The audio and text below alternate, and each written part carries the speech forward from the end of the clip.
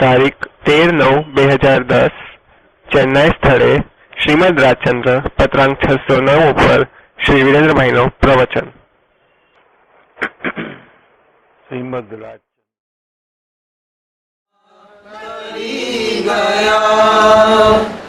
આવો ધર્મ અમૂલો, આવો ધર્મ અમૂલો, ફરીને નહીં મળે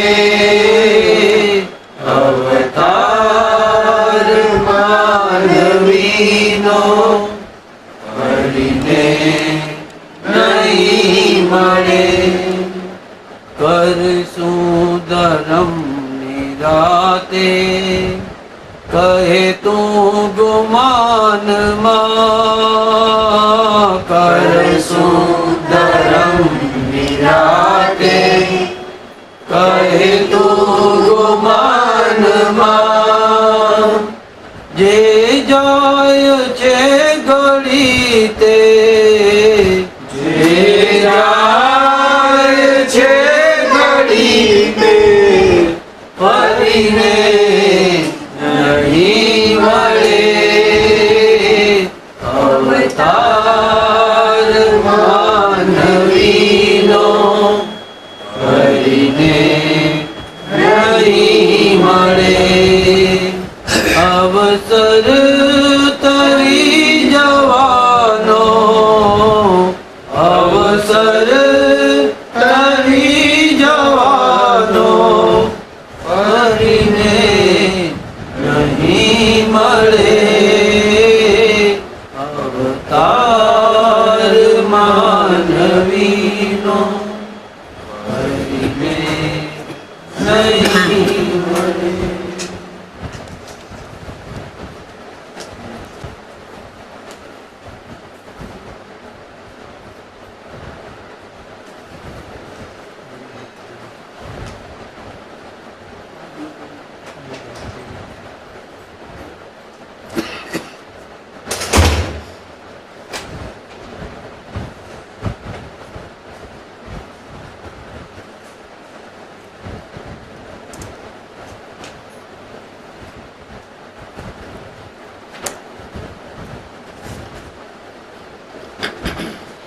શ્રીમદ રાજચંદ્ર પત્રાંક 609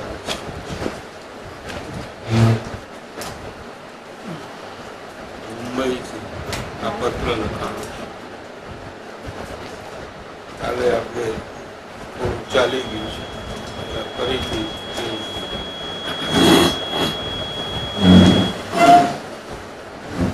પહેલું છે સહજ સ્વરૂપે જીવની સ્થિતિ થવી તેને શ્રી વિતરાગ મોક્ષ કહે છે. મોક્ષની વ્યાખ્યા, મોક્ષ એટલે પરમ સુખની પ્રાપ્તિ થવી, બંધનથી મુક્ત થવું. એવી સ્થિતિ જ્યારે પ્રગટ થાય ત્યારે કેવા પરિણામ હોય છે એ આ વચનમાં. પોતાનું જે સ્વરૂપ છે એ સહજ છે, કૃત્રિમ નથી, કોઈથી ઉત્પન્ન થયું નથી અને કદી નાશ થવાનું નથી. એવું કાયમી સ્વરૂપ જે પોતાનું છે એ ત્રિકાળ છે, એટલે કાયમ રહેવા વાળું છે. એવા સહજ સ્વરૂપે વર્તમાનમાં અવસ્થામાં જીવની સ્થિતિ થાય, એટલે જીવના વર્તમાન પરિણામમાં પણ એવું જ્યારે થાય એને વિતરાગ મોક્ષ કહે છે. જેવું ત્રિકાળી સ્વરૂપ છે એવું સ્વરૂપ વર્તમાનમાં પ્રગટ થાય અત્યારે જે સ્વરૂપ પ્રગટ છે એ રાગ દ્વેષ વાળું છે, કર્મજનિત સ્વરૂપ છે. એની જગ્યાએ જેવું સહજ સ્વરૂપ છે એવું પ્રગટ થાય અવસ્થામાં, હાલતમાં, દશામાં, એને વિતરાગ મોક્ષ કહે છે. એ પેલું વચન છે. હવે બીજું, સહજ સ્વરૂપથી જીવ રહિત નથી. એટલે રિયાઈમાં ભલે એ સ્વરૂપ પ્રગટ નથી, વર્તમાનમાં તો દુઃખ પ્રગટ છે, આકુરતા પ્રગટ છે, રાગ દ્વેષના પરિણામ ભલે પ્રગટ હો, પણ જીવ કઈ સહજ સ્વરૂપથી રહિત નથી. એનું જે ત્રિકાળ આનંદ સ્વરૂપ છે એ તો એમનેમ છે, એમાં કઈ ક્ષતિ થઈ નથી. અનાદિકાળથી જીવ રાગ દ્વેષના અજ્ઞાનના પરિણામ કરે છે, તેથી કઈ સ્વરૂપમાં હાનિ નથી થઈ. એટલે કઈ જીવ પોતાના સ્વરૂપથી રહિત નથી થયો. સ્વરૂપનો ભલે અનુભવ ન કર્યો, ભલે પોતાથી વિપરીત એવા રાગ દ્વેષ રૂપ અશુદ્ધ સ્વરૂપનો અનુભવ કર્યો હોય, તો પણ એનું જે સ્વરૂપ છે એ એનાથી રહિત જીવ થયો નથી. એટલે હું મારા ત્રિકાળ સ્વરૂપ, શુદ્ધ સ્વરૂપ થી રહિત થયો નથી. ભલે મેં એનો અનુભવ ન કર્યો હોય તો પણ મારું સ્વરૂપ તો એમનેમ છે. એ કદી મારાથી છૂટું પડતું નથી. સહજ સ્વરૂપથી જીવ રહિત નથી, એટલે સહિત છે. પણ તે સહજ સ્વરૂપનું માત્ર ભાન જીવને નથી. જે થવું તે જ સહજ સ્વરૂપે સ્થિત છે. શું કહે છે? વર્તમાન અવસ્થા છે એમાં મારું જે શુદ્ધ સ્વરૂપ છે એનું ભાન થવું, એને સહજ સ્વરૂપે સ્થિતિ કહેવામાં આવે છે, અથવા એને મોક્ષ કહેવામાં આવે છે. સમજાય છે? પ્રશ્ન કરવાની છૂટ છે. આપણે કોઈ પ્રવચન જેવું કઈ છે નહીં, સત્સંગ આપણે કરીએ છીએ, બધા સરખા છીએ.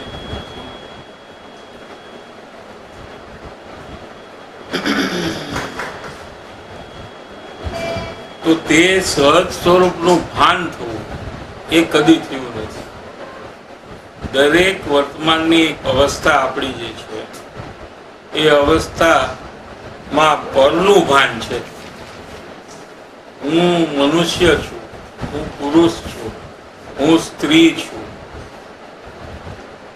એવું અત્યારે આપણે વર્તમાનમાં ભાન છે. દરેક જીવને ભાન તો છે જ, પણ પોતાનું જે અસલી સ્વરૂપ છે એનું ભાન નથી. પણ કર્મજનિત જે સ્વરૂપ છે, એટલે કર્મના ઉદય પ્રમાણે જે મળેલું છે એવું આ મનુષ્ય ગતિ, એમાં હું પુરુષ છું, હું સ્ત્રી છું, એવું ભાન દરેક જીવને છે. સમજાય છે? પણ હું શુદ્ધ સ્વરૂપે છું, આનંદ સ્વરૂપે છું, એવું ભાન જીવને નથી. એવું ભાન થવું એને સહજ સ્વરૂપે સ્થિતિ છે અથવા મોક્ષ છે એમ કહેવામાં આવે છે. ત્રીજું, સંઘના યુગે આ જીવ સહજ સ્થિતિને ભૂલ્યો છે, અનાદિકાળથી ભૂલ્યો છે. ક્યારે પણ પોતાના સ્વરૂપનું ભાન આ જીવને ભૂતકાળમાં પણ હતું નહીં, વર્તમાનમાં પણ છે નહીં. તો એનું કારણ શું? કે જે સંગ થયો એને, જે શરીર મળ્યું, આદિ કુટુંબ પરિવાર, કર્મના ઉદયવશ એના સંગના યોગે, સંગના આધારે, પરસંગના આધારે પરને પોતાનું માનીને એનો આધાર જીવ લે છે. એનું નામ સંગના યોગી. સંગનો યોગ એટલે એ સાથે છે એટલે નહીં, શરીર છે સાથે એટલે જીવ પોતાનું સ્વરૂપ ભૂલી ગયો છે એમ નથી. સંગના યોગે, યોગે એટલે એમાં પોતાપણું, મારાપણું, કર્તાપણું આદિ ભાવથી એમાં તન્મય થઈ ગયો છે, શરીરમય થઈ ગયો. એટલે પોતાની સહજ સ્થિતિને ભૂલ્યો છે. અને સંગની નિવૃત્તિએ સહજ સ્વરૂપનું અપરોક્ષ ભાન પ્રગટે છે. પેલા કેમ ભૂલ્યો છે એ બતાવ્યું, હવે કેમ એને ભાન થાય એ બતાવે છે. બહુ ટૂંકામાં ટૂંકું કરીને સંપૂર્ણ વાત ચિનાગમની કરી નાખી છે. બધા શાસ્ત્રનો નિચોડ એક એક વચનમાં છે કે સંગની નિવૃત્તિ એટલે સંગ શરીર આદિ જે છે, મનુષ્ય ભાવ આદિ, એની નિવૃત્તિ એટલે એને છોડીને વ્યા જવું એમ નહીં, એનું ભાન છોડી દેવું. એમાં પોતાપણા રૂપ જાગૃતિ અને સાવધાની છે, એનો ત્યાગ કરવો, એની નિવૃત્તિ કરવી. કેમ કે ખરેખર પોતાનું સ્વરૂપ છે જ નહીં. એ અમુક કાળ સુધી એ પોતાની સાથે છે, પણ પોતાનું સ્વરૂપ એ છે નહીં. કેમ કે એમાં પોતાનું કઈ ચાલતું, પોતાની ઈચ્છા પ્રમાણે શરીરમાં કઈ થતું નથી. સમજાય છે? ઈચ્છા કરવા વાળો જુદો છે અને જેની ઈચ્છા થાય છે એવું શરીર જુદું છે. એમ બે ભિન્ન છે. અત્યારે અંદરમાં ઈચ્છા કરવા વાળો આત્મા છે જુદો. શરીર કઈ ઈચ્છા કરતું નથી. આત્મા છે એ ઈચ્છા કરે છે કે શરીરને આમ રાખવું, શરીરની સંભાળ લઉં, પણ શરીરમાં જ્ઞાન નથી, સમજણ નથી કે એને ખબર પડે કે આત્માની ઈચ્છા થઈ છે કે મારે સારું રહેવું જોઈએ, માટે હું સારું રહું. એવું શરીરમાં કઈ જ્ઞાન નથી. જીવ ઈચ્છા કરે પણ શરીરને કઈ ખબર નથી પડતી કે મારે સારું રહેવું. કેમ ખબર નથી પડતી? કેમ કે શરીરમાં જ્ઞાન નથી.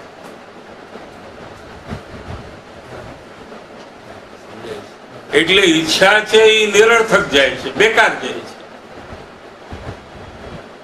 અને ઈચ્છિત કાર્ય કઈ થતું.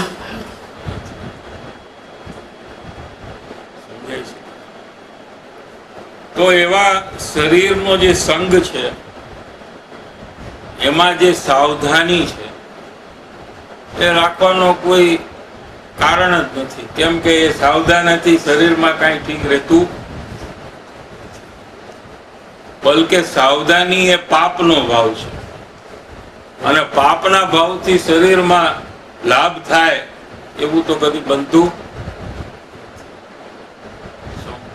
વધારે નુકસાન થવાના ચાન્સ સાવધાનીથી છે. કેમ કે પાપથી નુકસાન થાય બાળમાં અને પુણ્યથી શરીરમાં નિરોગી અવસ્થા થાય. તો સાવધાનીનો જે ભાવ છે એ તો પાપ ભાવ છે અને એનાથી સાવધાનીથી કઈ શરીરમાં કાર્ય થતું જ નથી. માટે એ સાવધાની છોડીને પોતાના આત્માની સાવધાની એ કર્તવ્ય છે જીવનું. સંઘની નિવૃત્તિ એ સહજ સ્વરૂપનું અપરોક્ષ ભાન પ્રત્યે છે. અપરોક્ષ એટલે પ્રત્યક્ષ. પ્રત્યક્ષ એટલે સીધે સીધું આત્માનું ભાન થાય છે. અવસ્થામાં આત્માનું ભાન થાય છે. ત્યારે કે શરીરની જાગૃતિ ને સાવધાની પોતાના જ્ઞાનમાં ત્યાગીને છોડીને તો પણ શરીરમાં જે થવાનું એ થશે. સાવધાની રાખી તો શરીરમાં જે થવાનું છે એ થાય છે. બધા રોગ તો આવે જ છે ને. આટલી સાવધાની રાખી છે તો આ બધા રોગ, diabetes, BP, heart problem, cholesterol, આ બધા પ્રોબ્લેમ તો આટલી સાવધાની રાખવા છતાં આવ્યા છે. એટલે સાવધાનીથી કઈ એમાં કઈ ફરક પડ્યો? બલકે સાવધાનીનો પાપ ભાવથી જીવને નુકસાન જ થાય છે. સંઘની નિવૃત્તિ એટલે સંઘ હોય ત્યારે, શરીરનો સંઘ હોય, કુટુંબનો સંઘ હોય, એ બધી જ પ્રવૃત્તિના કાળમાં જીવની સાવધાની ફરી જાય છે. શું ફરે છે? સાવધાની, એલર્ટનેસ, જાગૃતિ, અને આત્માની જાગૃતિમાં આવે છે જીવ. તો આત્માનું સહજ ભાન, પ્રત્યક્ષ ભાન થાય છે. હવે ચોથું, એ જ માટે સર્વ તીર્થંકરાદિ જ્ઞાનીઓએ અસંગપણું જ સર્વોત્કૃષ્ટ કહ્યું છે કે જેના અંગે સર્વ આત્મસાધન રહ્યા છે. સર્વોત્કૃષ્ટ આત્મસાધન શું છે? કે તીર્થંકર જ્ઞાનીઓએ અસંગપણું એ નાસ્તિથી કથન છે. અસંગપણું એ કથન નાસ્તિનું છે. અસ્થિથી અંતર્મુખ થવું એમ કેવું છે. સમજાય છે કે નહીં? કથન નાસ્તિથી હોય ત્યારે અસ્થિનો ભાવ આપણે વિચારવાનો હોય, અને કથન અસ્થિતિ હોય ત્યારે નાસ્તિનો ભાવ આપણે પોતે વિચારવાનો હોય. પરથી અસંગપણું એટલે શું? કે સ્વથી સંગપણું. એનું જ નામ પરથી અસંગપણું. સમજાય છે? સ્વ પોતાનું આત્મ સ્વરૂપ જે છે એમાં અંતર્મુખ થવું, એમાં તન્મય થવું, એનો સંગ કરવો, એનું નામ અસંગપણું છે. પરથી એવો ઉપદેશ તીર્થંકરે આપ્યો છે. શું? જેટલા તીર્થંકર થઈ ગયા એ સર્વ તીર્થંકરોએ આ ઉપદેશ આપ્યો છે કે સ્વસન્મુખ થાઓ. આત્મામાં જ અનંત સુખ ભરેલું છે. એવા પોતાના આત્માને અનુભવ કરો તો જ સુખની પ્રાપ્તિ થાય. એના સિવાય કદી સુખની પ્રાપ્તિ થઈ શકે નહીં. કે જેના અંગે સર્વ આત્મ સાધન રહ્યા છે. આમાં બધા આત્મ સાધન જે પણ સાધન છે એ સાધન જીવને અંતર્મુખ લઈ જાય એને સાધન કહેવાય. ધર્મના સાધન છે. એક હોય ત્રણ તાળમાં પરમાર્થનો પંથ, પ્રેરે તે પરમાર્થને, તે વ્યવહાર સંબંધ. જ્ઞાનીઓએ બધો વ્યવહારને સંમત નથી કર્યો. વ્યવહાર છે પણ સર્વ વ્યવહારને સંમત નથી કર્યો. પણ જે વ્યવહાર પરમાર્થની પ્રાપ્તિ માં જીવને પ્રેરે એ વ્યવહારને જ્ઞાનીઓએ શીખાયો છે. એટલે કે કોઈ બી શુભ ક્રિયા જીવ કરે, દર્શન કરે, પૂજા કરે, ભક્તિ કરે, ચોરિયાર કરે, ગમે તે કરે, ઉપવાસ કરે, તીર્થયાત્રા કરે, એ બધી જ વ્યવહાર પ્રવૃત્તિ છે એમાંથી કઈ વ્યવહારની પ્રવૃત્તિ જ્ઞાનીએ સંમત કરી છે કે જે પ્રવૃત્તિ જીવને અંતર્મુખ પ્રેરે છે, લઈ જાય છે, પોતાના આત્મા તરફ લઈ જાય છે, તે વ્યવહારને સંમત કર્યો છે. એ સિવાયનો બાકીનો વ્યવહારને જ્ઞાનીએ સંમત કર્યો નથી.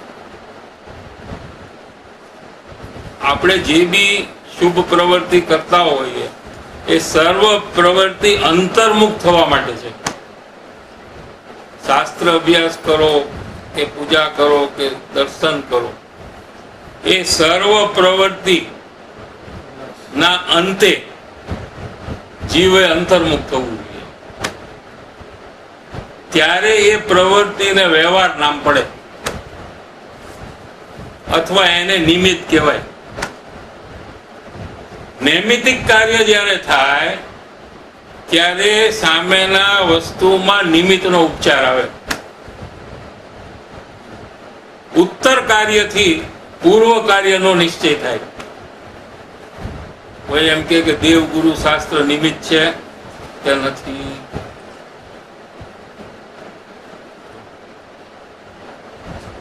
દેવગુરુ શાસ્ત્ર આપણે કહીએ છીએ ને કે નિમિત્ત છે, પણ ક્યારે કે જીવ નૈમિતિક ભાવમાં આવે ત્યારે દેવગુરુ શાસ્ત્ર ત્રણે શું કે છે કે તું અમારી સામે નહીં જો, તું તારા સામે જો. ભગવાનની મૂર્તિ શું કે છે? ભગવાન કોને જોવે છે? એ કીધા વગર સમજાવે છે કે જો હું શું કરું છું, હું મને જોઉં છું, તું મને નહીં જો, તું તને જો, હું જેવું કરું છું એવું તું કર. એ મૌન ઉપદેશ આપે છે. તો જ્યારે જીવ ભગવાનના દર્શન કરે અને ભગવાન જેવું કરે છે એવું દેખીને એવું પોતે કરવા માંડી જાય ત્યારે ભગવાનને નિમિત્ત નામ પડે. ત્યાં સુધી તો ભગવાનમાં નિમિત્તનો આરોપ પણ આવતો નથી. કેમ કે ભગવાન બહિર્મુખતાનો ઉપદેશ આપતા નથી ને ભગવાનના દર્શન કરીને આ બહિર્મુખ રહ્યો, અંતર્મુખ થયો. સમજાય છે કે નહીં? એટલે ભગવાનને પણ ક્યારે નિમિત્તમાં આવ્યા કહેવાય કે જ્યારે જીવ અહીંયાથી ભગવાન કરે એવું કરે એવો પ્રયાસ તો પેલા કરવો જોઈએ ને. ભગવાનના દર્શન ના કાળમાં આવો પ્રયાસ થાય ત્યારે જ ભગવાનના દર્શન થયા એમ કહેવાય, ત્યારે જ એને શુભ ભાવ થયો એમ કહેવાય. પણ દર્શન કરવા કાળે અને દર્શન કરવાના અંતે પણ બહિર્મુખતા છોડે નહીં જીવ, તો એને ભગવાનનો ઉપદેશ, ભગવાનનો જે મૌન ઉપદેશ છે એ એને ગ્રહણ કર્યો. એવી રીતે જીનવાણી પણ એમ કહે છે કે તું આનું વાચ્ય છે, આ શબ્દ છે. શું કહે છે જીનવાણી? આ તો શબ્દ છે, પૂતગલ છે. પૂતગલ શું છે? આ પૂતગલ છે. એનું વાચ્ય અહીંયા છે કે શબ્દ વાચક છે. એ કોને બતાવે છે? કે વાચ્યને બતાવે છે. શબ્દ શબ્દને નથી બતાવતા. શબ્દ વાચક, એનું જે વાચ્ય અહીંયા છે એ બતાવે છે. આત્મા શબ્દ, આત્મા શબ્દ છે એ શબ્દ શબ્દને નથી બતાવતો, પણ આત્મ શબ્દ આત્મ પદાર્થને બતાવે છે જે અહીંયા છે. તો આત્મ શબ્દનું વાચ્ય જે છે એને જોવાનો પ્રયાસ કરવો એ સ્વાધ્યાય છે. સમજાય છે કે નહીં?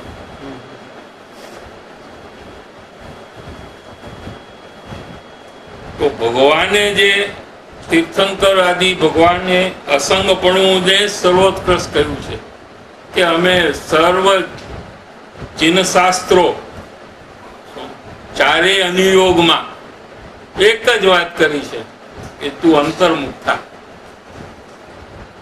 ચારેય અનુયોગનું તાત્પર્ય શું છે? વિતરાગતા. અને એ વિતરાગતા કેવી રીતે પ્રગટ થાય? અંતર્મુખ થવાથી વિતરાગતા પ્રગટ થાય. એટલે ચારેય અનુયોગનું તાત્પર્ય શું થયું? અંતર્મુખ થવું. સમજાય છે? અને તે જ પરથી અસંગપણું છે. પાંચમું, સર્વ જીનાગમમાં કહેલા વચનો એકમાત્ર અસંગપણામાં જ સમાય છે. જેણે સ્વસન્મુક્તા કરી એને સર્વ જીનાગમનો અભ્યાસ કરી લીધો. કેમ કે સર્વ જીનાગમને આ જ કેવું છે કે તું અંતર્મુખ થાય. ઈ કામ એને કરી નાખ્યું. સમજાય છે? સર્વ જીનાગમમાં કહેલા વચનો એકમાત્ર અસંગપણામાં જ સમાય છે. કેમ કે તે થવાને અર્થે જ તે સર્વ વચનો કયા છે? સર્વ વચનો અંતર્મુખ થવા માટે જ કયા છે. એક પરમાણુથી માંડી 14 રાજલોકની અને મેસોનમેસથી માંડી સેલેસી અવસ્થા પર્યંતની સર્વ ક્રિયા વર્ણવી છે તે એ જ અસંગતા સમજાવવાને અર્થે વર્ણવી છે. નાનામાં નાની ક્રિયા જે ચિનાગમમાં છે અને એક પરમાણુ જે છે એનું જે નાનામાં નાનો અંશ છે પૂતગલનો, જેમ સમય છે એ કાળનો નાનામાં નાનો અંશ છે, એમ પરમાણુ છે એ પૂતગલનો નાનામાં નાનો અંશ છે. એનું જે સાયન્સ આપ્યું છે ચિનાગમમાં એ બધું જ અંતર્મુખ થવા માટે આપ્યું છે. એના સિવાય બીજું કોઈ કારણ નથી. જેટલી ક્રિયાઓ વર્ણવી છે નાનામાં નાની થી લઈને મોટામાં મોટી બધી જ ક્રિયા અસંગતા સમજાવવાના અર્થે વર્ણવી છે. આના સિવાય જીનાગમમાં બીજું કાંઈ નથી. આટલી વાત જેને ખબર પડી ગઈ એને 12 અંગનું જ્ઞાન થઈ ગયું, પરોક્ષ. સમજાય ગયું? આ જ વાત છે 12 અંગ 14 પૂર્વમાં.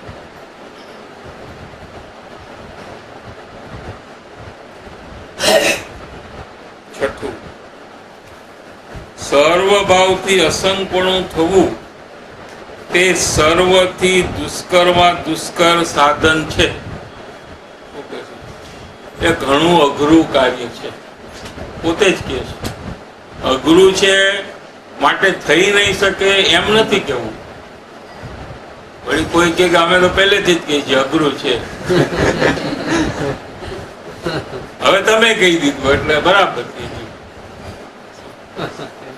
અઘરું નો મતલબ કે આપણે ન કરી શકીએ એવું અઘરું નથી. સમજાય છે? પણ એમાં મહેનત કરીને કાર્ય થશે, એમને પ્રમાદથી નહીં થાય એમ અઘરું છે. સમજાણું કે નહીં? સર્વભાવથી અસંગપણું થવું એટલે અંતર્મુખ થવું. તે સર્વથી દુષ્કરમાં દુષ્કર સાધન છે.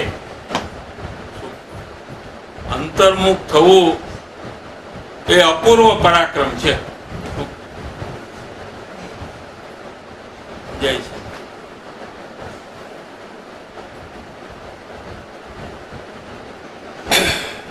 અને તે નિરાશ્રયપણે સિદ્ધ થવું અત્યંત દુષ્કર છે. શું કહે છે કે પોતાની મેળે આ કામ કરવું બહુ અઘરું છે. નિરાશ્રયપણે એટલે આશ્રય વિના, એટલે પોતાની મેળે એ કામ કરવું ઘણું અઘરું છે. ભલે આત્મામાં શક્તિ છે આ કાર્ય કરવાની, અને પોતાની શક્તિથી જ આ આત્મજ્ઞાન અંતર્મુક્તા થવાનું છે, તો પણ નિરાશ્રયપણે આ કાર્ય કરવું ઘણું દુષ્કર છે, અઘરું છે. એટલે પોતાની મેળે કોઈ અંતર્મુખ થવાનો પ્રયાસ એકાંતે કરે, એકલો કરે તો એ અંતર્મુખ થઈ શકે નહીં. શક્તિ હોવા છતાં આપોઆપ પોતાની મેળે એકલો અંતર્મુખ થવાનો પ્રયાસ કરે તો એવું થઈ શકે એમ નથી. કેમ કે અત્યંત દુષ્કર છે નિરાશ્રયપણે. એમ વિચારીને, આવું સમજીને શ્રી તીર્થંકરે સત્સંગને તેનો આધાર કર્યો છે. શું કીધું? સમજ્યા? ક્યાં લઈ જવું છે? જો કે અંતર્મુખ થવું છે એ કાર્ય પરથી ભિન્ન પડવું. અંતર્મુખ થવું એટલે શું? કે આખી દુનિયાથી ભિન્ન પડવું. સમજાય છે કે નહીં? આખી દુનિયામાંથી પોતાપણું, કર્તાપણું, આધાર બુદ્ધિ, સુખ બુદ્ધિ અને ભોગતા બુદ્ધિ આને છોડી દેવી અને પોતાના અંતર્મુક્તામાં આવવું, એ કાર્ય ઘણું દુષ્કર છે. દુષ્કર છે એક તો ભૂતકાળમાં એને કદી કર્યું નથી.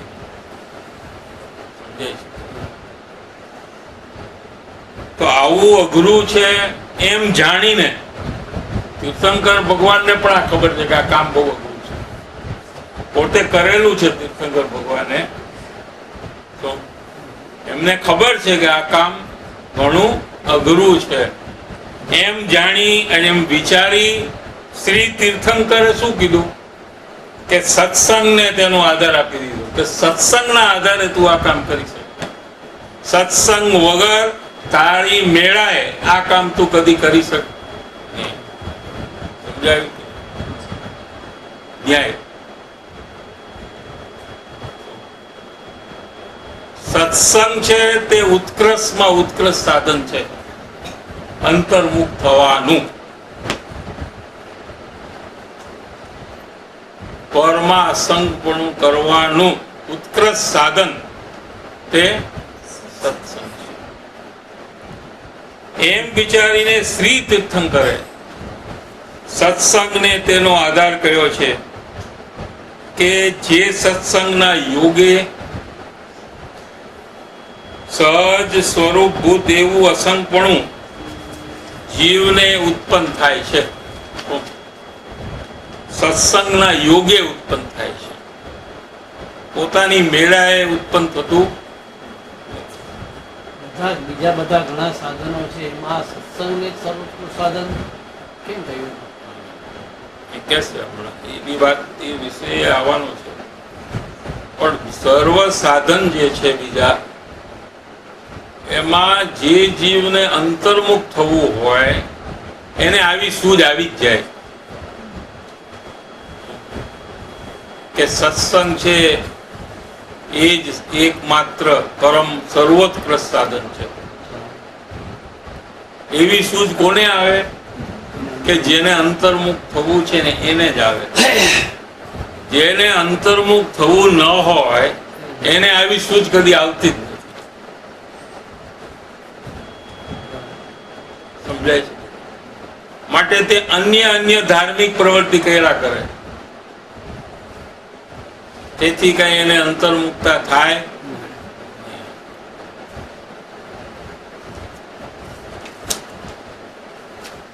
અહીંયા કૃપાળુદેવ એમ કે છે કે સત્સંગના યોગે સહજ સ્વરૂપભૂત એવું અસંગપણું જીવને ઉત્પન્ન થાય છે. એટલે અંતર્મુક્તા જીવને થાય છે, સ્વરૂપનો અનુભવ થાય છે. અન્ય બીજા પત્રમાં તો એમ કહે છે કે એને નિર્વાણ થઈ જાય છે, એ નિર્વાણને પાત્ર છે. એમ નથી કહેતા કે એને સમ્યક દર્શન થાય, એને મોક્ષ થાય છે.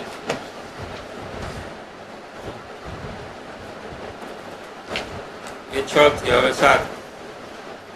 તે સત્સંગ પણ જીવને ઘણી વાર પ્રાપ્ત થયા છતાં ફળવાન થયો નથી, એમ શ્રી વિતરાગે કહ્યું છે. વિતરાગ ભગવાને પછી એમ પણ કીધું છે કે આને ભૂતકાળમાં સત્સંગ મળ્યો છે. દરેક જીવને ભૂતકાળમાં સત્સંગ ઘણી વાર પ્રાપ્ત થયો છે. એક વાર નહીં, 2 વાર નહીં, પણ મેની ટાઈમ્સ. પૂર્વકાળમાં અનાદિકાળથી છે ને આ જીવ, અનાદિકાળથી જન્મ મરણ કરી રહ્યો છે. કેટલી વાર એ તો મનુષ્ય થયો, જૈન થયો, અને એને ઉપદેશ પણ સાંભળ્યો. તીર્થંકર પાસે પણ ગયો છે, કેવડી ભગવાન પાસે રહી ગયો કોરો, ત્યાં પણ ગયો છે. મુનિરાજ પાસે પણ ભૂતકાળમાં ક્યારેક જ્ઞાનીના સમાગમમાં પણ આવ્યો છે. એટલે ઘણી વાર એને સત્સંગ પ્રાપ્ત થયું છે, છતાં ફળવાન નથી થયું. એટલે છતાં બી એનું અનંત જન્મ મરણ મટ્યું નથી, એમ શ્રી વિતરાગે કહ્યું છે. કેમ કે એનું કારણ આપે છે કે કેમ એમ થયું. તમે કીધું ને સત્સંગથી સહજ સમાધિ થાય, અંતર્મુક્તા થાય, તો કેમ ન થયું? કેમ કે તે સત્સંગને ઓળખીને આ જીવે તેને પરમ હિતકારી જાણ્યો નથી. ભૂલ ક્યાં થઈ?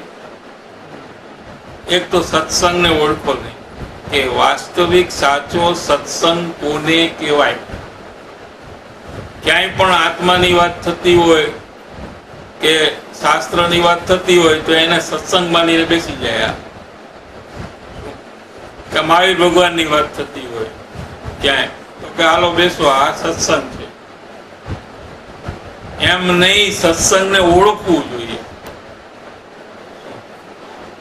અને બીજું શું કે એને પરમ હિતકારી જાણવું જોઈએ. એટલે એના જેવું મને કોઈ બીજું હિતકારી નથી એવો નિશ્ચય એને થવો જોઈએ. શું લે છે કે સત્સંગ જેવું બીજું જે ધર્મ સાધન છે એ મને એના જેવું હિતકારી કે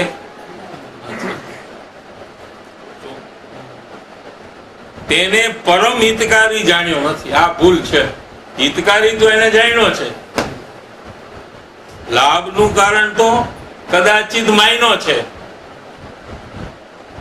પણ પરમ હિતકારી નથી જાણ્યું. પરમ એટલે એનાથી વધારે કોઈ હિતકારી વિશ્વમાં છે નહીં.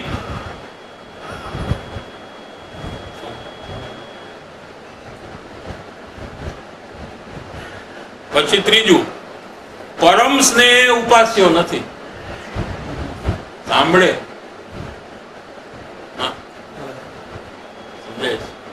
હમણાં કોઈ આપણે પૈસાની વાત કરો તો મોઢું કેવું હોય?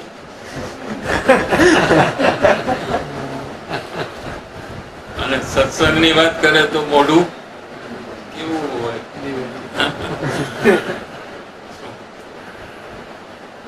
પરમ સ્નેહ એટલે કુટુંબ, પરિવાર, શરીરમાં, પૈસામાં જે સ્નેહ છે, પ્રેમ છે, એનાથી પણ અધિક સ્નેહ અને પ્રેમ સત્સંગ માટે એને થયું. આને કારણે એને અંતર્મુક્તા નથી. સમજાણું કે નહીં? અંતર્મુક્તા ન થવાના કારણો આપે છે અહીંયા, અને પોતાના પરિણામથી આપણે મેળવી લેવાનું.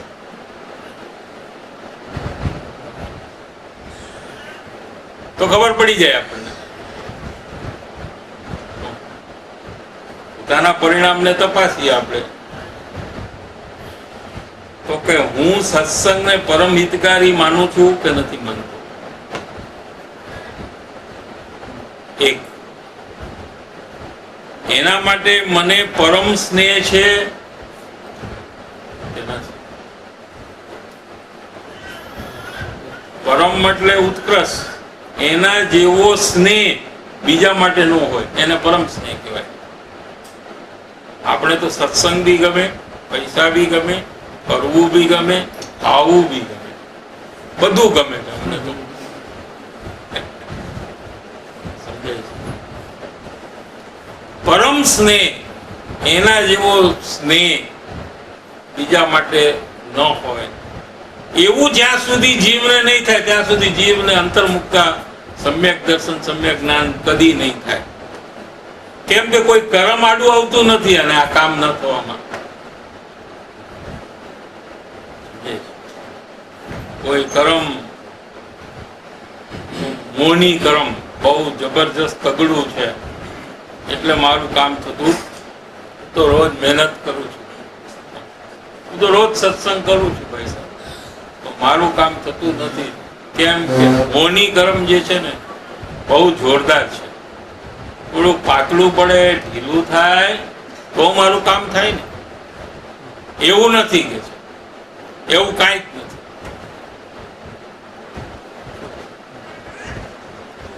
તને પરમ સ્નેહ નથી આવ્યો અને સત્સંગને પરમ હિતકારી તે જાણ્યું નથી, એ જ બતાવે છે કે તારું દર્શન મોહ બહુ તીવ્ર છે, તારું મિથ્યાત્વ ઘણું બળવાન છે, એટલે તને આવા પરિણામ થતા.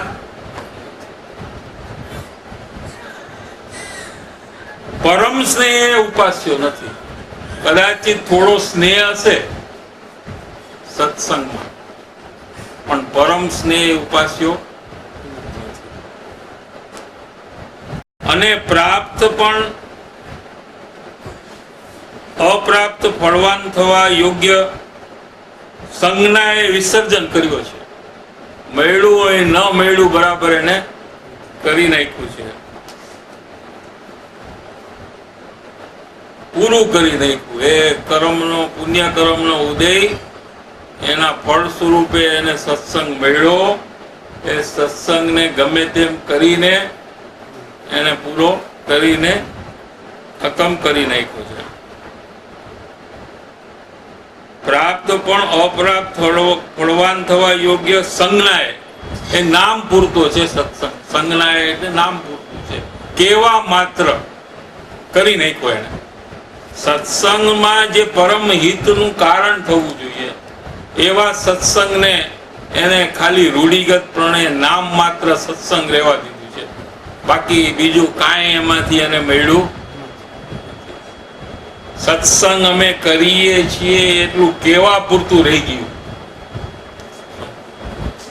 બાકી એનું જે ફળ મળવું જોઈએ, એના માટે પ્રેમ આવવો જોઈએ, એને હિતકારી જાણવું જોઈએ, એવું કાંઈ થયું એમ કહ્યું છે. આ અમે કહ્યું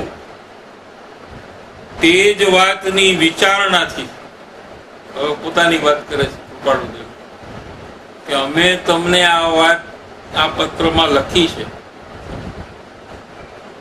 એ વખતે અમને પણ વિચાર ચાલે છે આ વાતના. અમારા અંદરમાં પણ આ વાતનો વિચાર ચાલે છે.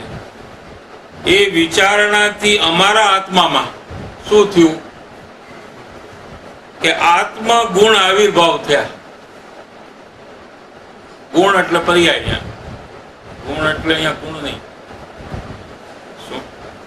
આત્મગુણ આવિર્ભાવ પામી સહજ સમાધિ પર્યંત પ્રાપ્ત થયા એવા સત્સંગને હું અત્યંત અત્યંત ભક્તિએ નમસ્કાર કરું છું.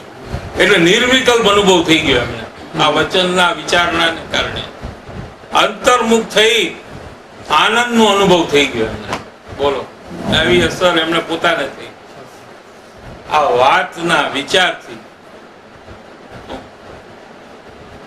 એમને પોતાને સ્વયં અંતર્મુક્તા થઈને નિર્વિકલ્પ અનુભૂતિ થઈ ગઈ. આ પત્ર લખવાના કાળે એમને આત્મગુણ આવિર્ભાવ પામ્યા અને સહજ સમાધિ પર્યંત પ્રાપ્ત થાય એવા સત્સંગને અત્યંત ભક્તિએ નમસ્કાર કરું. આવું પોતાનું કાર્ય જે થયું એ સત્સંગની પ્રીતિ અને ભક્તિને કારણે થયું છે.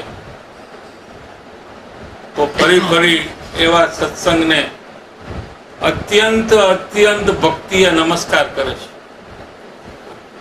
જ્યારે જ્ઞાનીની આવી દશા છે, સત્સંગ માટે આટલું બહુમાન ને ભક્તિ છે, તો મુમુક્ષુને કેટલી હોવી જોઈએ એને વિચારવું જોઈએ. 7 8 અવશ્ય આ જીવે પ્રથમ સર્વ સાધનને ગૌણ જાણી નિર્વાણનો મુખ્ય હેતુ આમાં જ આવ્યું. જો નિર્વાણ એટલે મોક્ષ, સંપૂર્ણ કાર્ય.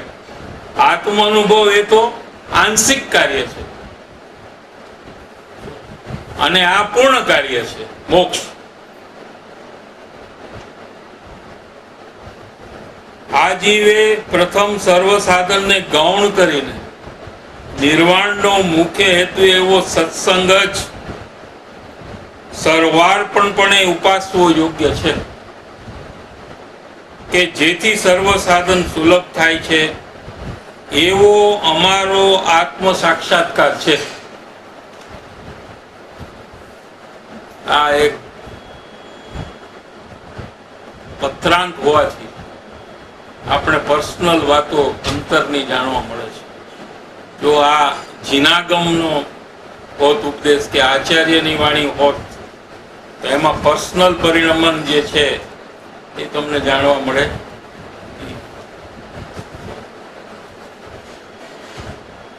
શું કે છે?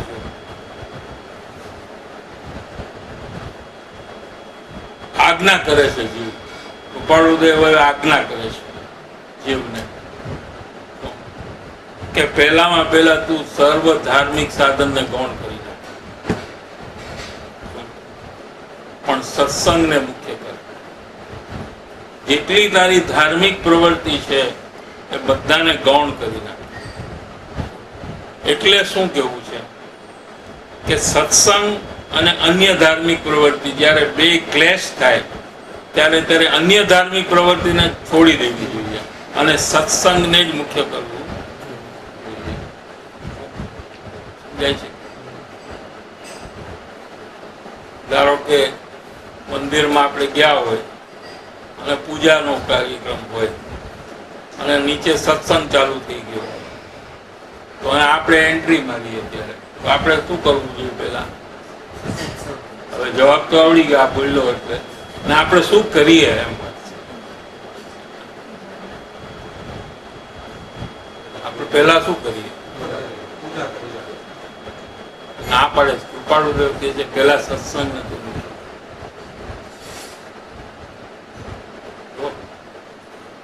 કે છે કે નહીં? જો સર્વ સાધન ને ગૌણ કરતું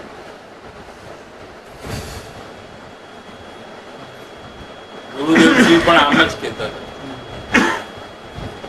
પ્રવચનમાં જ વાત છે. ગુરુદેવશ્રી પ્રવચન ચાલુ થઈ જતું હતું તો ઘણા લોકો થોડાક મોડા પહોંચતા, એટલા માટે કે પૂજામાંથી પૂજા પતે અને નીચે પહોંચે એટલી વારમાં અહીંયા ચાલુ થઈ જાય તો ગુરુદેવ ગુસ્સે થઈ જતા. એકાદ બે સ્વા ઓછો કર અને ટાઈમમાં આવો અહીંયા.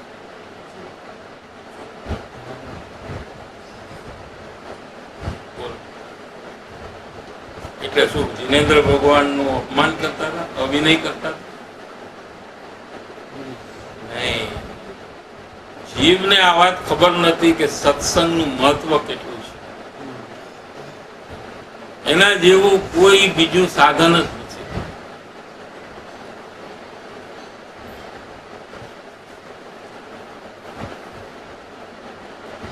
અવશ્ય શબ્દ વાપર્યો જો ચોક્કસ, ક્યારેક કદાચિત વિચારીને કાંઈ નહીં, સીધું અવશ્ય આ જીવે પ્રથમ સર્વ સાધનને ગૌણ કરવાના છે.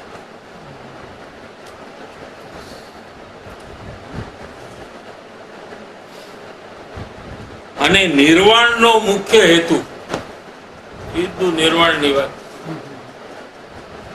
એવો સત્સંગ, સત્સંગ છે એ મોક્ષનું કારણ છે. સમ્યક દર્શનનું કારણ છે એમ ન લીધું, સીધું મોક્ષ, નિર્વાણ, સંપૂર્ણ સુખની પ્રાપ્તિનું કારણ, સર્વ દુઃખથી બચવાનું કારણ, એકમાત્ર કારણ.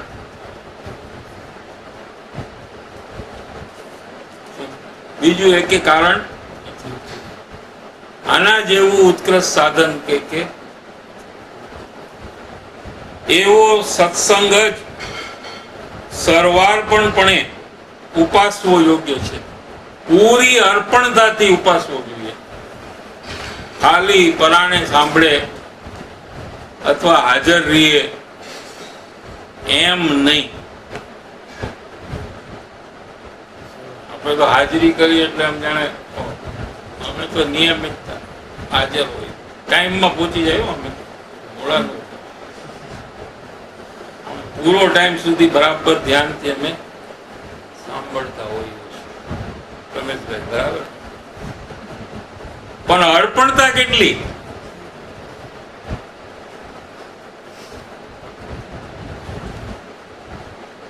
એ મુખ્ય છે.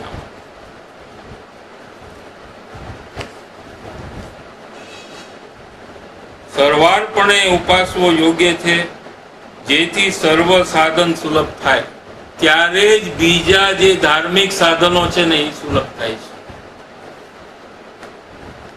ત્યારે બીજા સાધનો પણ આ જીવને હિતકારી થવા માંડે છે. ત્યાં સુધી નહીં, જ્યાં સુધી સત્સંગ પ્રત્યે પરમ સ્નેહ ના આવ્યો, એને પરમ હિતકારી ન જાણ્યા અને સર્વાર્પણ બુદ્ધિએ એને ઉપાયસો નહીં, એની આરાધના ન કરી, ત્યાં સુધી બીજા સાધનો પણ એને નકામા.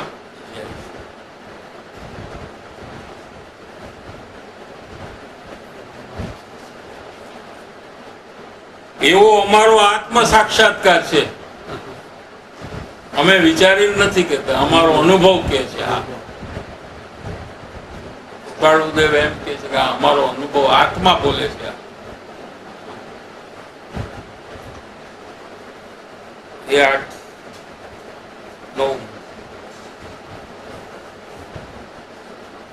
તે સત્સંગ પ્રાપ્ત થાય, જો આ જીવને કલ્યાણ પ્રાપ્ત ન થાય તો અવશ્ય આ જીવનો જ વાંક છે, સત્સંગનો વાંક નથી. શું કે છે? વાંક કોનો છે? કોઈ કે જો અમે તો સત્સંગમાં આવીએ છીએ, તમે કીધું કે નિર્વાણનું કારણ છે, અમને તો સમ્યક દર્શન કાંઈ થતું નથી, એમાં અમારો શું વાંક? અમારી શું? અમે તો આવી જઈએ છીએ, બરાબર બેસીએ છીએ, સાંભળીએ છીએ, ઘણા તો લખે છે, ઘણા ટેપ કરે છે અને ફરીથી જોવે છે. આટલું બધું તો કરે છીએ અમે, પછી શું? આનાથી વધારે શું કરી શકીએ? હવે જો અમને આત્મજ્ઞાન ન થાય તો વાંક કોનો?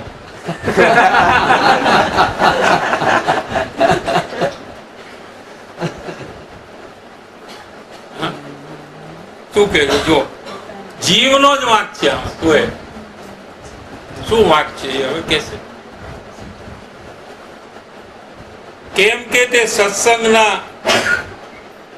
અપૂર્વ, અલભ્ય, અત્યંત દુર્લભ યોગમાં, એવા યોગમાં પણ તેણે તે સત્સંગના યોગને બાધા કરનારા એવા માઠા કારણનો ત્યાગ ન કર્યો. અંદરમાં જે એનામાં માઠા કારણો છે, માઠા એટલે ખોટા, નુકસાન કરવા વાળા જે કારણો છે એ એને છોડ્યા નહીં. એ આગળ કહે છે કયા કારણો છે. ખાલી સત્સંગના બાય ઉદયથી જીવનું કલ્યાણ થતું, પણ સત્સંગમાં જે ઉપદેશ આવે છે એ ઉપદેશ અનુસાર જીવ પોતાના માઠા કારણોને છોડી દે તો જ એને સત્સંગનું ફળ આવે, નહીંતર એને સત્સંગનું ફળ આવે.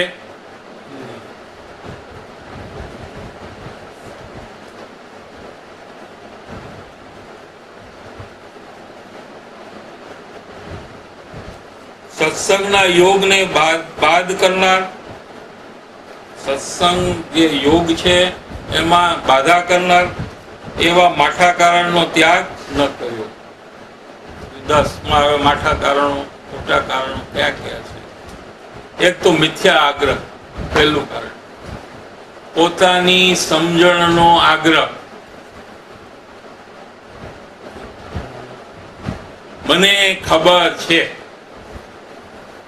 મને આવડે છે, હું જાણું છું, એવો જે આગ્રહ છે કે પોતે એ વાત છોડવા તૈયાર થાય નહીં, અને મિથ્યા આગ્રહ કહે છે. એટલે પોતાની સમજણને ઢીલી કરી નાખવી જોઈએ સત્સંગના યોગે. એની બદલે એ પકડ વધારે રાખે સત્સંગમાં પણ, અને પોતાની વાતને વારંવાર સ્થાપિત કરવા માંગે, અને એમાં એ જીનવાણીનો આધાર લઈને સ્થાપિત કરે કે જો આવું પણ કીધું છે. એવા બધા આગ્રહને છોડી દેવાય. એમાં ખોટા આગ્રહ અને સાચા આગ્રહ બે આવે. સાચી વાતનો પણ આગ્રહ ન હોવો જોઈએ, ખોટી વાતનો આગ્રહ તો ન જ હોવો જોઈએ, એને કદાગ્રહ કહે. એ તો પહેલેથી છોડી દેવું જોઈએ. પણ સાચી વાતનો આગ્રહ ન હોવો જોઈએ. સાચી વાત હોય પણ એનો આગ્રહ,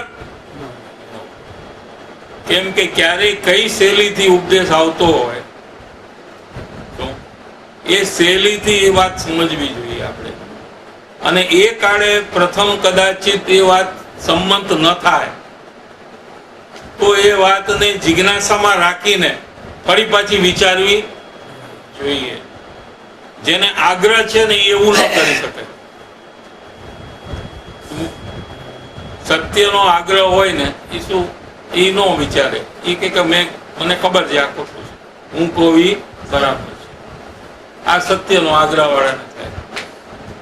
પણ સત્ય જેની પાસે હોય ને એનો આગ્રહ ન હોય ને, એને શું થાય કે એને એ વાતને જિજ્ઞાસામાં રાખે કે ભલે અત્યારે આ વાત મને બેસતી નથી, પણ મારે ફરીથી આ વાતનો વિચાર કરવો છે કે કઈ અપેક્ષાએ આ વાત છે, અને હું કઈ અપેક્ષાએ આ વાતને સમજું છું. એમ બધા એંગલોથી વિચાર કરી, ચર્ચા કરી અને પછી અંતે સંમત કરે. એવું કોણ કરી શકે કે જેને આગ્રહ બુદ્ધિ ટળી ગઈ છે? એ કરી શકે. આગ્રહ બુદ્ધિ વાળો એવું કરી શકે એ કે મેં પણ વાંચન કર્યું, મને ખબર છે, એમ પોતાનો આગ્રહ પકડી મિથ્યા આગ્રહ. બીજું સ્વચ્છંદપણું, હું કંઈક છું એવું અભિમાન. આઈ એમ સમથિંગ, આઈ નો. મારે શું કરવું જોઈએ એ મને ખબર છે, એનું નામ સ્વચ્છંદ. દરેક અજ્ઞાની જીવને આ સ્વચ્છંદ રૂપી ભાવની સ્ફુરણા ચાલતી હોય. સ્ફુરણા એટલે શું? સહજ એવા પરિણામ થયા જ કરે. હું કાંઈક છું, આઈ એમ સમથિંગ, મને ખબર પડે છે,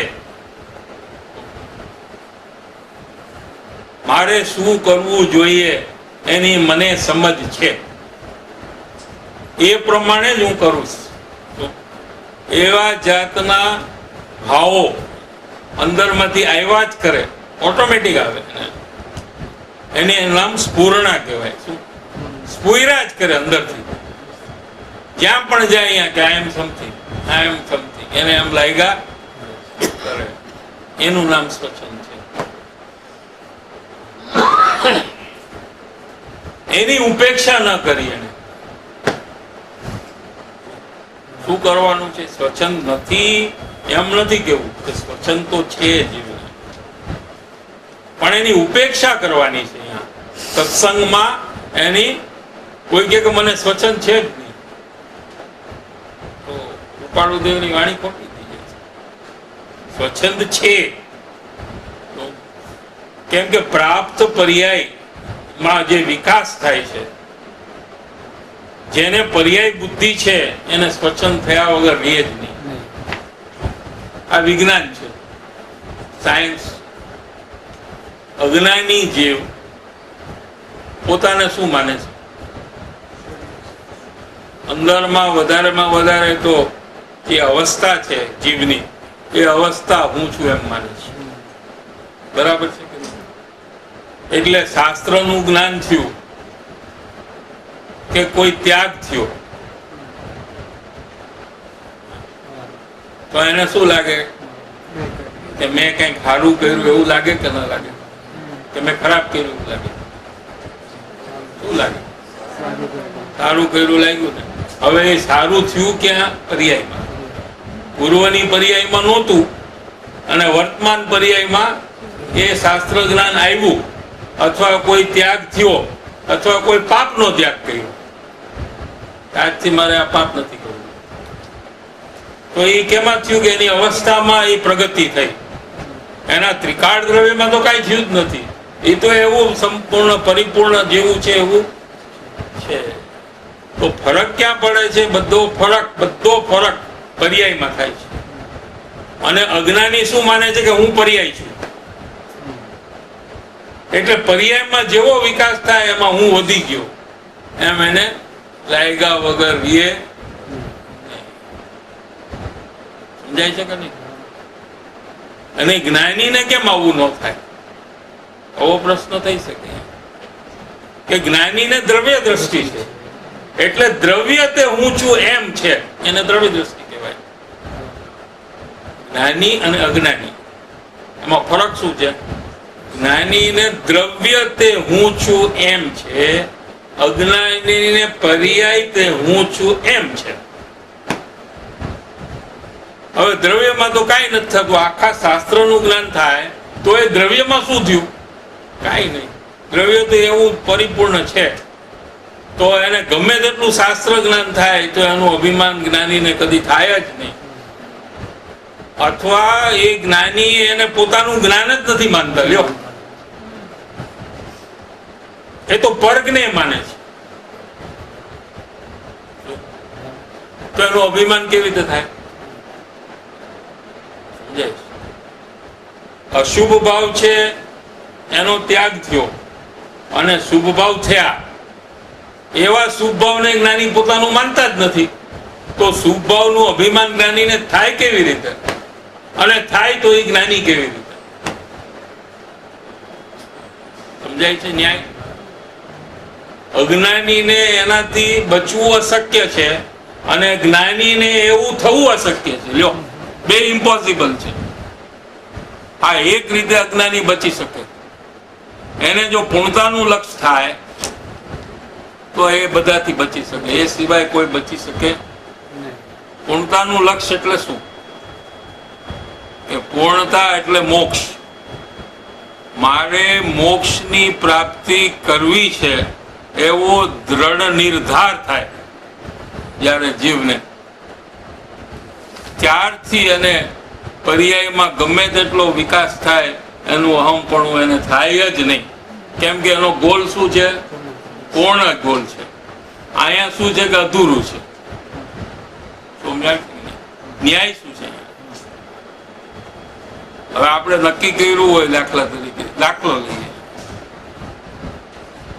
કે ભાઈ 1 વાગે જમવાનું અહીંયા ટેબલમાં હાજર હોવું જ જોઈએ, એમ ટાર્ગેટ બનાવ્યું. સાચું ટાર્ગેટ હો, સમજતું નહીં, કહેવા માટે નહીં. પછી 1 કે 3 વાગે મૂકી એમ નહીં, નક્કી કર્યું. હા, મહારાજનું આવી ગયું કે 1 વાગે આપણે બરાબર બધું પરફેક્ટ ત્યાં ટેબલ ઉપર હાજર થઈ જવું જોઈએ. તો 1 મિનિટ પણ આજે મોડું થવા નહીં દઉં. ટાર્ગેટ છે, સમજાય છે?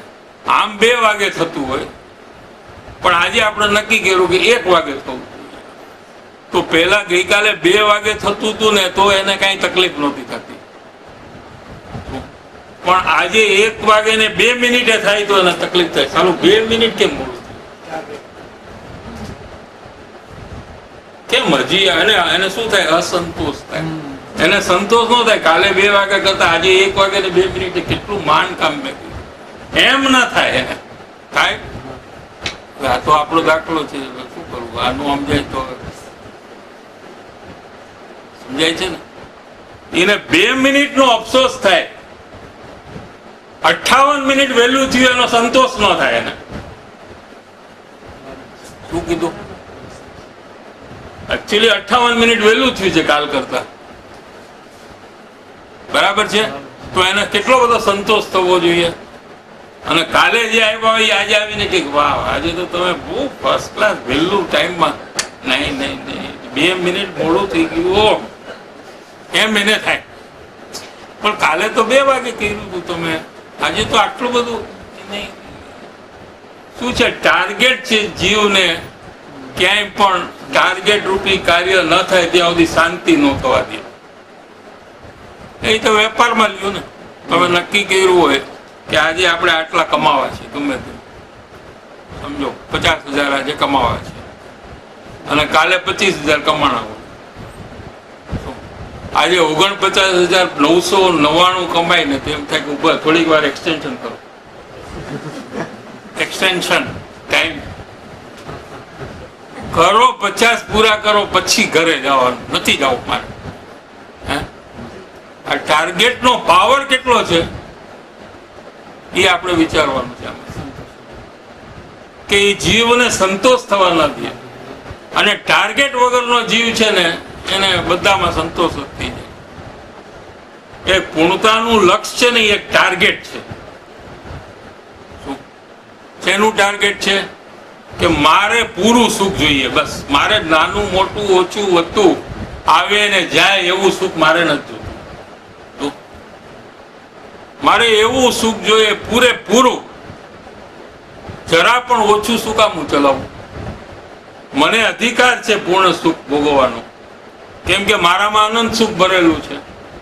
Why should I accept less?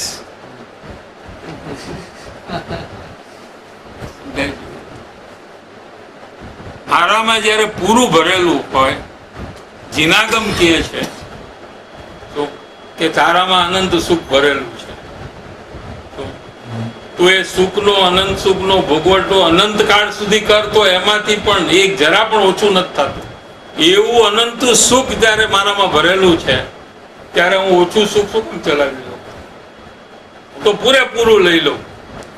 એવો જયારે જીવ નિશ્ચય કરે એનું નામ પૂર્ણતાનું લક્ષ્ય. કૃપાળુ દેવના શબ્દમાં દ્રઢ મોક્ષ ઈચ્છા એને કહે છે. એવું લક્ષ્ય જયારે જીવને થાય ત્યારે જ ધર્મની શરૂઆતનો પહેલો દિવસ ગણાય. પૂર્ણતાના લક્ષ્ય શરૂઆત તે જ વાસ્તવિક શરૂઆત છે. ગુરુદેવસિંહનું વચનામૃત નંબર 6. પૂર્ણતાના લક્ષ્ય. પૂર્ણતા એટલે મોક્ષ અથવા કેવળ જ્ઞાન. જ્ઞાન ગોષ્ઠીમાં ખુલાસો કર્યો છે. રાત્રિ ચર્ચામાં પૂછ્યું છે ગુરુદેવે કે આ પૂર્ણતાનું લક્ષ્ય તમે કહો છો એમાં મારે ત્રિકાળી ધ્રુવ આત્મા લેવો કે કેવળ જ્ઞાનની પર્યાય લેવી? તો ગુરુદેવ કે કેવળ જ્ઞાનની પર્યાય લેવાની છે. ત્રિકાળી ધ્રુવની વાત અમે નથી કરતા.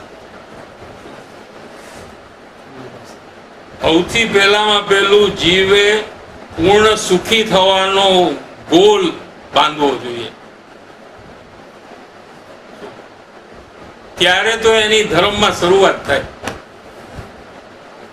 તે પહેલા એની શરૂઆત પણ થઈ નથી.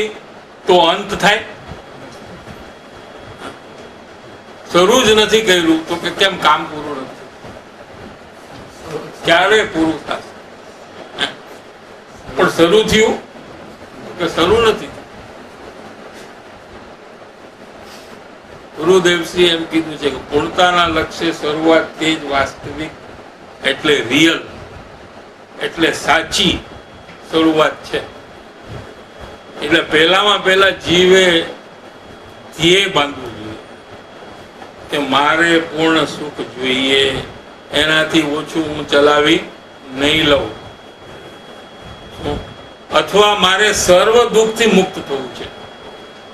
જરા પણ દુઃખ મારે ભોગવવું અસ્તિ નાસ્તી, નેગેટિવ અને પોઝિટિવ એક જ વાત ને બે રીતે કહેવામાં આવે. જરાય પણ મારે દુઃખ નથી જોતું અથવા મારે પૂર્ણ સુખ જોઈએ. એવો પેલા ગોલ સેટ કરવો જોઈએ. કોઈને આવો ગોલ જન્મથી હોય નહીં, નવો સેટ કરવો પડે. આપણે કહી છે ને રીસેટ, એમ આ ગોલ સેટ કરવો પડે પેલા. અને ત્યાર પછી બધી જ ધાર્મિક પ્રવૃત્તિ યથાર્થ થાય. ત્યાં સુધી કોઈ પણ ધાર્મિક પ્રવૃત્તિ યથાર્થ થાય નહીં. કેમ કે ધ્યેયને અનુસરીને એ પ્રવૃત્તિ નથી, ધ્યેય શૂન્ય પ્રવૃત્તિ છે. આ એનું કઈ ફળ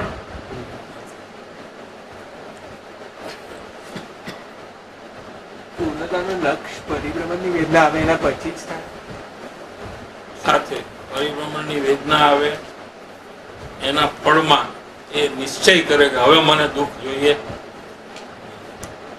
બહુ દુઃખ મેં ભોગવ્યું, અનંત કાળથી મેં બહુ દુઃખ ભોગવ્યું છે, હવે બસ એને નિર્વેદ 135 છે ને નિર્વેદ, બસ બહુ થઈ ગયું, હવે મારે દુઃખી નથી. એવું ક્યારેક જીવને જયારે થાય ત્યારે એને લક્ષ્ય બદલાય છે. હવે મારે પૂર્ણ સુખ જ જોઈએ.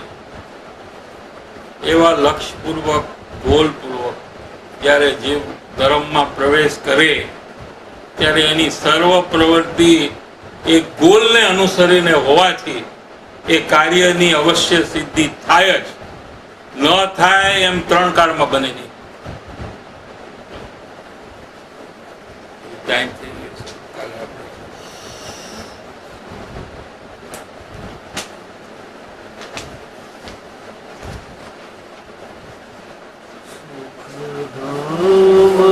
આનંદ સુશાંત ચહી દિન રાત રહે તદ ધ્યાનમહી પર શાંતિ અનંત સુધામય જે પ્રણમો પદ ત્રિવરતે જયતે પ્રણમો પદતે હરતે જયતે. પરમ શાંત રસમય ધર્મ પૂર્ણ સત્ય છે એવો નિશ્ચય રાખવો. જીવના અનધિકારીપણાને લીધે તથા સત્પુરુષના યોગ વિના સમજાતું નથી.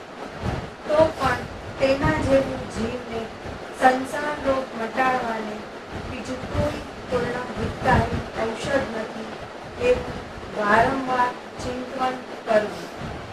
આ પરમ તત્વ છે તેનો મને સદા નિશ્ચય રહો કે યથાર્થ સ્વરૂપ મારા હૃદયને વિશે પ્રકાશ કરો અને જન્મ મરણાદી બંધન અત્યંત નિવૃત્તિ થાઓ. હે જીવ, આ ક્લેશ સંસાર વિરામ પામ. કંઈક વિચાર પ્રમાદ છોડી જાગૃતતા નહીં તો રત્ન ચિંતામણી જેવો આ મનુષ્ય દેહ નિષ્ફળ જશે. હે જીવ, હવે તારે સત્પુરુષની આજ્ઞા નિશ્ચય ઉપાસવા યોગ્ય છે. ઓમ શાંતિ શાંતિ શાંતિ. પરમ ઉપકાર. ગુરુદેવનો જય હો. જીનવાણી માતનો જય. સનાતન જૈન ધર્મનો